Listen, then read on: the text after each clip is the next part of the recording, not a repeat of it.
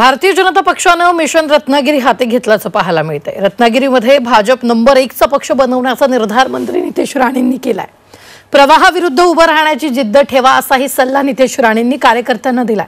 सध्या रत्नागिरी शिंदेंच्या शिवसेनेची मोठी ताकद आहे, त्यामुळे नितेश राणेंनी शिवसेना आणि उदय सामंत यांना थेट आव्हान दिल्याची चर्चा आता सुरू झाली आहे।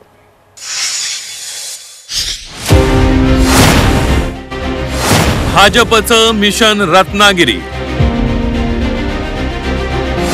भाजपला रत्नागिरीत नंबर 1 चा पक्ष बनवायचा आहे।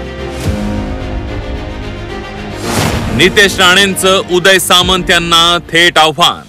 आपला रत्नागिरी हे भविष्यामध्ये भारतीय जनता पक्षाचा बालेकिल्ला म्हणून ओळखला गेला पाहिजे।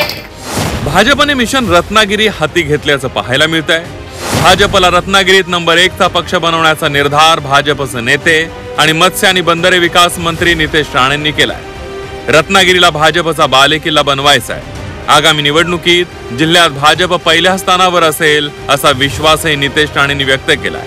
त्यामुळे नितेश राणेंनी शिंदेंच्या शिवसेनेला थेट आव्हान दिल्याचं बोललं जात आहे। येणाऱ्या काळामध्ये आपल्याला काम एवढं मोठं आपल्या रत्नागिरीमध्ये उभं करायचं आहे की आपला रत्नागिरी हे भविष्यामध्ये भारतीय जनता पक्षाचा बालेकिल्ला म्हणून ओळखला गेला पाहिजे।